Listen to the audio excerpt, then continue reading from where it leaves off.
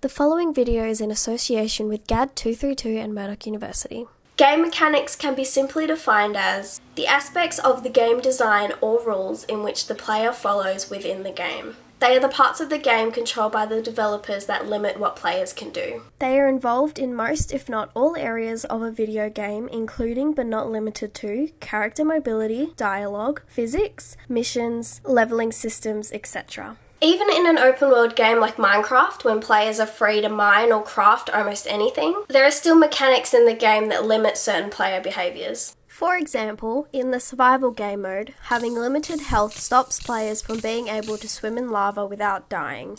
Unless they use a potion of fire resistance, of course. In order for a game to work and be enjoyable for players, the game mechanics chosen for any particular game should be thoroughly thought through. Developers need to ensure that these elements are cohesive with not only each other, but to the game itself as well as its genre. Farming mechanics make sense in a game like Stardew Valley, as it is one of the most fundamental elements that helps progress the game's story. Farming, however, would make little to no sense in a first-person shooter like Call of Duty, as its primary focus is to kill enemies, not grow carrots. This is an example of how certain mechanics would feel out of place depending on a number of factors, including, but not limited to, genre, target audience, and plot.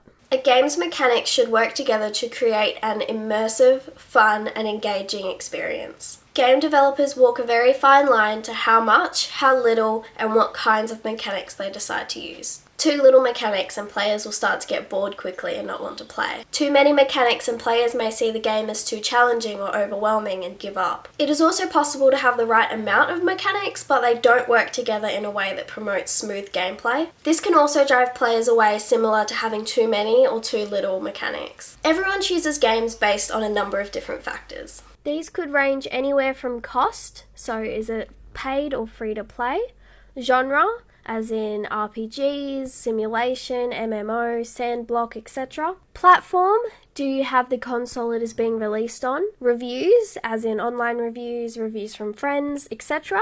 and more.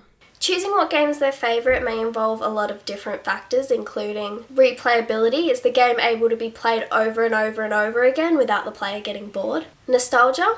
Games played in childhood have a higher chance of being your favourite later on in life. Competitiveness. Some players prefer a game that has competitive elements like leaderboards or stats. Creativity and uniqueness. Some people may want to play a game different to anything they've played before. Design itself is an extremely important part of any game. There is a big difference between a bad-looking game and a game whose design is bad. Games need to be smart in their designs. Developers need to research every little part of their game, especially if their topic is something that they are unfamiliar with. As long as developers work closely with the people or the culture that they are trying to create, they're trying to represent, that will create the most authentic and true version of the original text. All in all, I believe that game mechanics and cohesivity go hand in hand. Ensuring the mechanics used work well together and make sense within the game itself should be a developer's top priority. Developers want to create a game that players enjoy. Having too many mechanics that don't work well together will ultimately drive players away, as it creates a jagged gameplay that isn't as enjoyable.